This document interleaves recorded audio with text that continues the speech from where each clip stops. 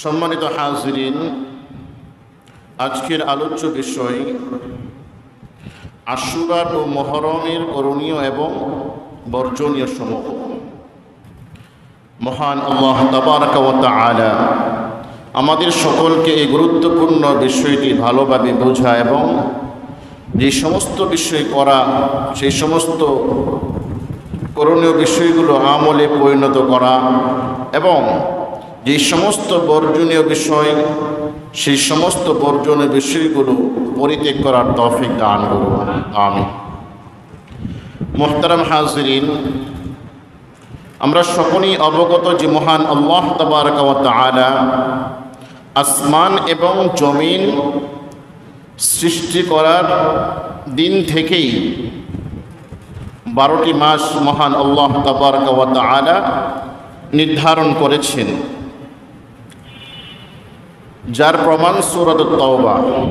এবং এই একই আয়াতে মহান আল্লাহ তাবারক ওয়া তাআলা এই 12টি মাস থেকে যে 4টি মাসকে আল্লাহ রাব্বুল আলামিন স্বতন্ত্রভাবে, আলাদাভাবে অত্যন্ত সম্মানিত করেছেন, সেটাও আমরা অবগত।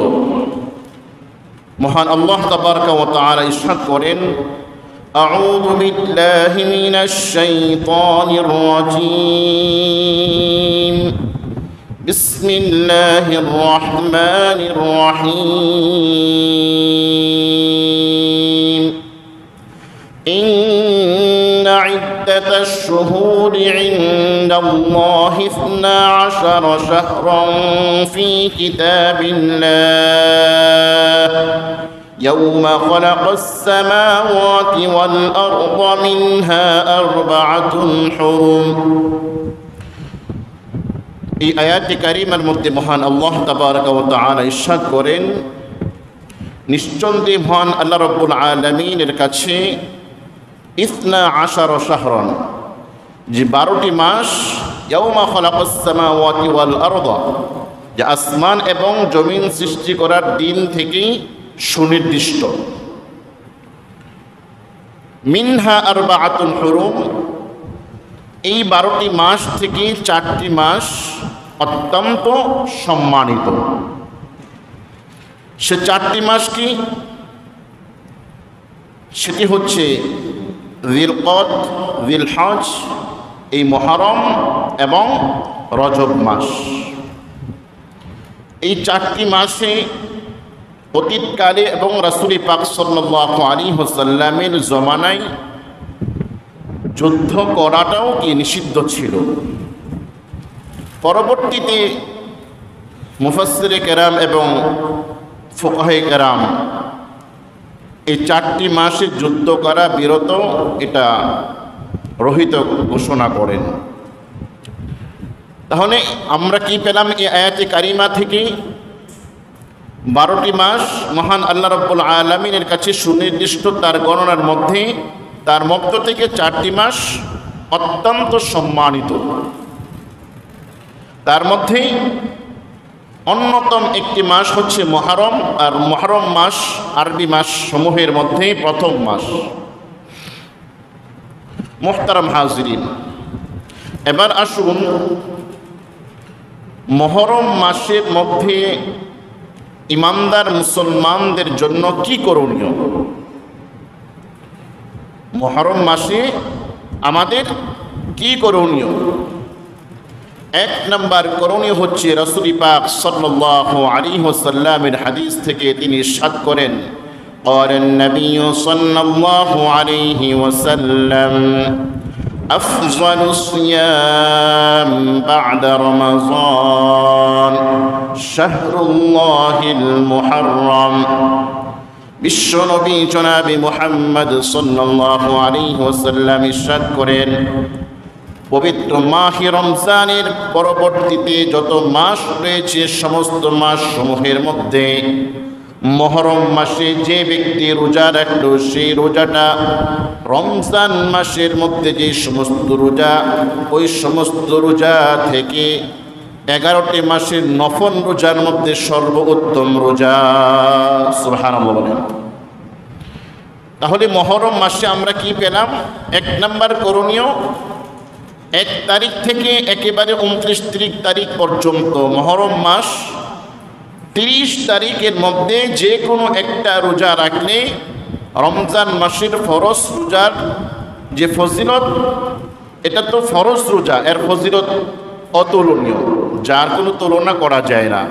কিন্তু নফল রোজার মধ্যে অন্যতম সবচেয়ে গুরুত্বপূর্ণ রোজা হচ্ছে যে আফজালুস সিয়াম বাদা রমাজান শাহরুল্লাহিল মুহাররম, এই মুহররম মাসে যে কোনো একদিন রোজা রাখলে এর সব আল্লাহ রাব্বুল আলামিনের কাছে অনেক বেশি। সুবহানাল্লাহ।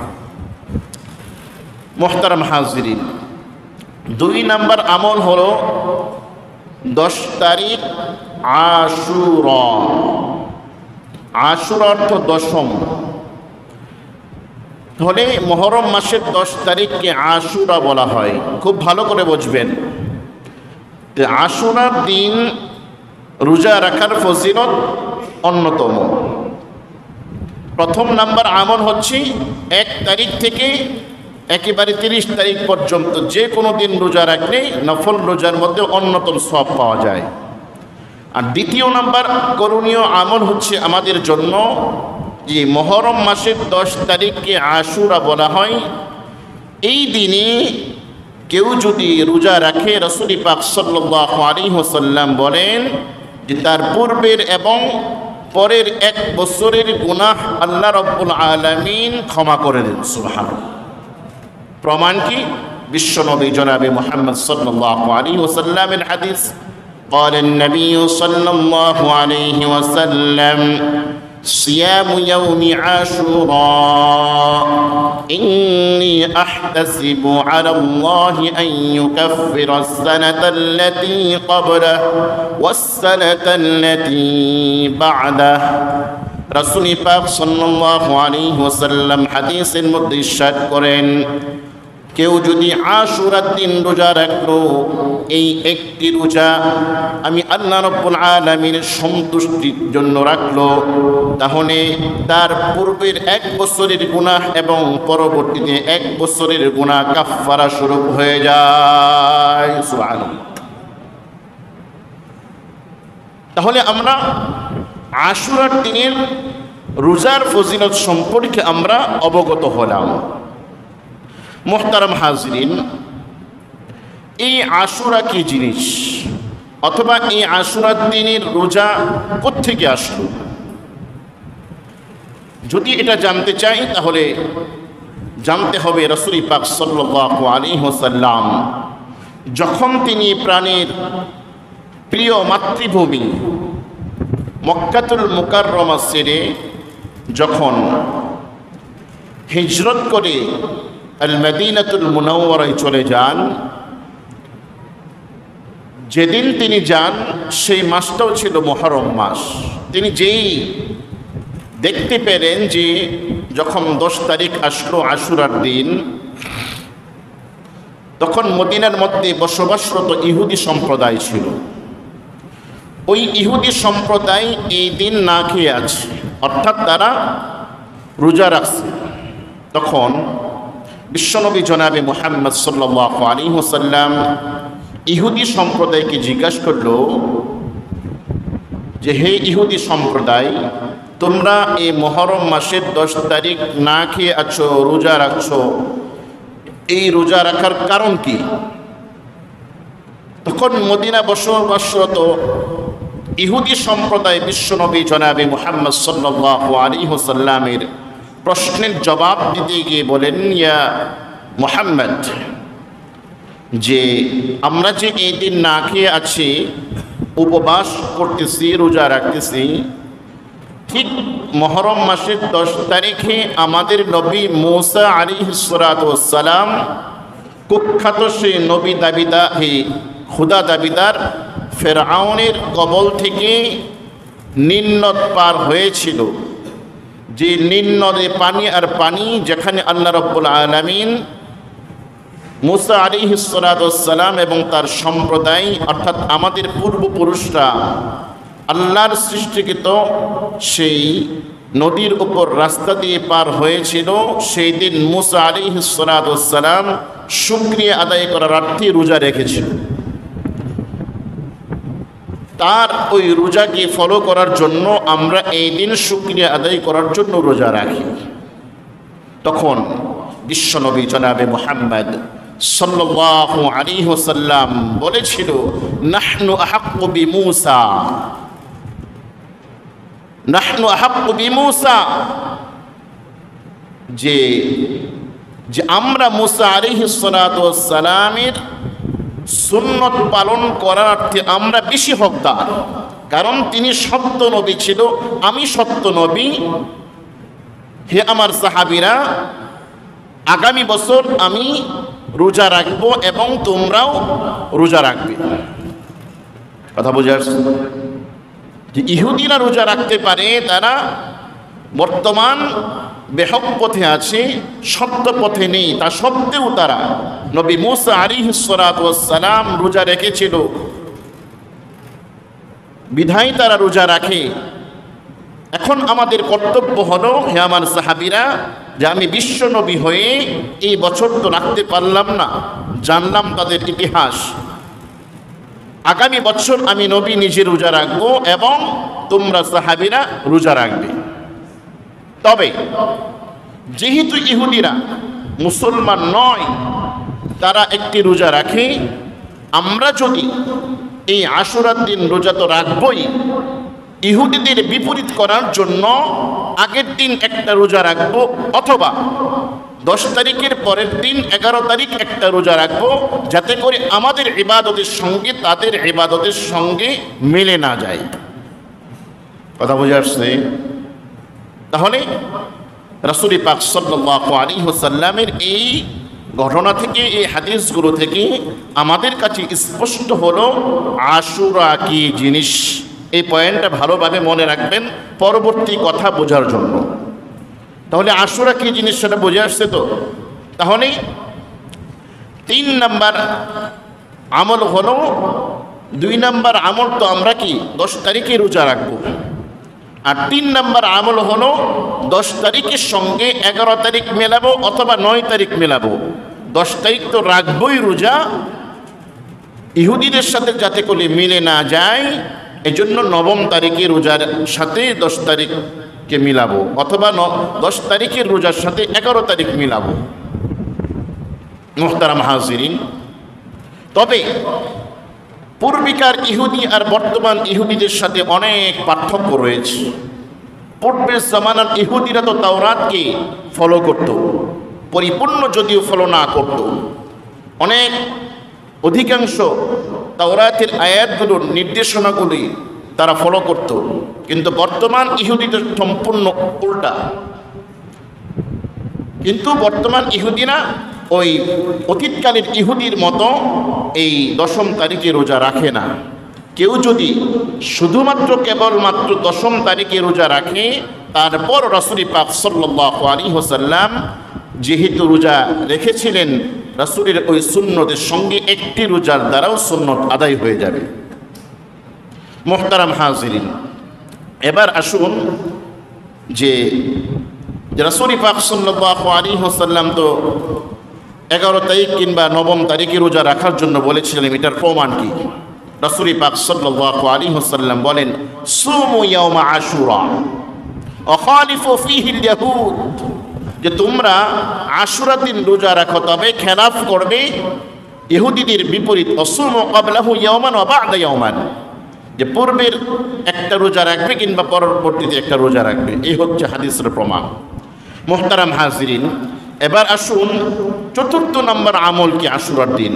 রাসূল পাক সাল্লাল্লাহু আলাইহি ওয়াসাল্লাম হাদিসের মধ্যে ইরশাদ করেন, মান ওয়াসআ আলা ইয়ালিহি ফিন নাফাকা ইয়াউমা আশুরা, অর্থাৎ যে ব্যক্তি আশুরার দিন পাইল আর ওই আশুরার দিন নিজের পরিবারের জন্য উত্তম পন্থায়, হালাল পন্থায় ভালো খাদ্যের ব্যবস্থা করলো, রাসূল পাক সাল্লাল্লাহু আলাইহি ওয়াসাল্লাম বলেন, ওয়াসআল্লাহু আলাইহি সাইরা সানাতিহি, সেই ব্যক্তি যে তার হালাল পন্থায় তার পরিবারের জন্য উত্তম ভালো খাবারের ব্যবস্থা করলো, আল্লাহ রাব্বুল আলামিন তার সামনের 1 বছরে তার রিজিকের মধ্যে খাদ্যের মধ্যে ওয়াসাআত অর্থাৎ প্রশস্ততা বারাকা দান করবেন। সুবহানাল্লাহ। তাহলে আমরা কয়টা আমল পেলাম বলতে পারবেন? অন্তত পক্ষে 4 থেকে 5টি আমল আমরা মুহররম মাস তথা আশুরাকে কেন্দ্র করে পেলাম। আশুরা কি জিনিস সেটাও আমরা বুঝলাম। এবার একটি প্রশ্ন করি আপনাদেরকে, এই আশুরার মধ্যে, এই হাদিসের মধ্যে কোনো কারবালার ঘটনা রাসূল ইঙ্গিত করেছেন?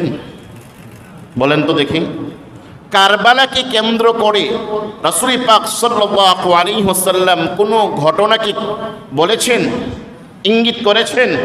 কারবালা কি, কারবালার ময়দান কোথায়, কোন দেশে কোথায় অবস্থিত, কারবালার মধ্যে কি হবে, রাসূল কোনো ইঙ্গিত করেছেন? করেন নাই। মুহতারাম হাজিরিন, আশুরা মানে কারবালা নয়। আশুরা মানে কারবালা নয়। এই আশুরার তারিখ তথা মুহররমের 10 তারিখে এই পৃথিবীর মধ্যে অনেক নবী এবং রাসূলগণ মহান আল্লাহ রাব্বুল আলামিনের সান্নিধ্য তথা আল্লাহর সন্তুষ্টি অর্জন করেছেন।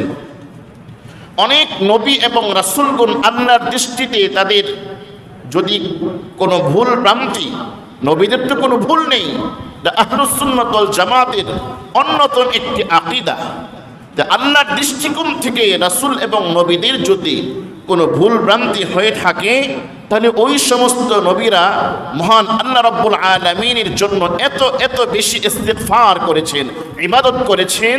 আর মহান আল্লাহ রাব্বুল আলামিন অনেক নবীদেরকে মুহররম মাসের 10 তারিখ আল্লাহ রাব্বুল আলামিন তাদেরকে ক্ষমা ঘোষণা করেছেন। সুবহানাল্লাহ। তার মধ্যে উল্লেখযোগ্য, হযরত মূসা আলাইহিস সালাতু ওয়াস সালামকে আল্লাহ রাব্বুল আলামিন ফিরআউনের কবল থেকে মুক্তি দান করে একটি নিরাপদ শহর, একটি নিরাপদ গ্রাম, একটি নিরাপদ দেশে আল্লাহ রাব্বুল আলামিন যেতে সহজ করেছেন। সুবহানাল্লাহ। এভাবে অনেক নবীদের ইস্তিগফার, ক্ষমা আল্লাহ রাব্বুল আলামিন মাফ করেছেন।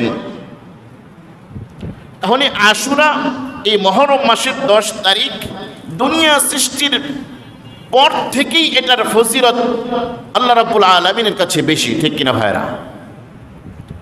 দুনিয়া সৃষ্টি করার পর থেকেই মহান আল্লাহ রাব্বুল আলামিনের কাছে যেমন 12টি মাস নির্ধারিত, ঠিক মুহররম মাসের 10 তারিখ যাকে আমরা আশুরা বলে গণ্য করি, গণনা করি, বুঝি, চিনি, এই 10ম তারিখে মহান আল্লাহ রাব্বুল আলামিনের প্রিয় বান্দা বান্দিগণ ইস্তিগফার তওবার মাধ্যমে আল্লাহর কাছে প্রিয় হয়েছে। আল্লাহ রাব্বুল আলামিন তাদেরকে প্রিয় বানিয়ে দিয়েছেন। তাহলে আশুরা মানে কি কারবালা নয়? হ্যাঁ, এই 10ম তারিখে ঘটনাক্রমে রাসূল পাক সাল্লাল্লাহু আলাইহি ওয়াসাল্লামের মৃত্যুর অন্তত পক্ষে 51 বছর 50 বছর পরে কারবালার প্রান্তরে যে ঘটনাটা রাসূল পাক সাল্লাল্লাহু আলাইহি ওয়াসাল্লামের দৌহিত্র তার নাতি হযরত হুসাইন রাদিয়াল্লাহু তাআলা আনহু এবং তার পরিবারের সঙ্গে ঘটনা ঘটেছিল, ঘটনাক্রমে এই 10ম তারিখে ঘটে গিয়েছিল।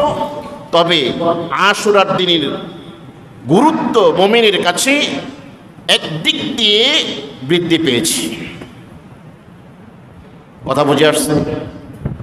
কিন্তু বর্তমান আমাদের সমাজে, আমাদের দেশ, পৃথিবীর বিভিন্ন এলাকায় আশুরার দিন কোরআন এবং হাদিসের মাধ্যমে যেই সমস্ত করণীয় বিষয়গুলো গুরুত্ব আরোপ করে, সেই সমস্ত করণীয় গুরুত্বপূর্ণ বিষয়গুলো একটি ঘটনাকে কেন্দ্র করে মূল বিষয়গুলো হারিয়ে যাচ্ছে।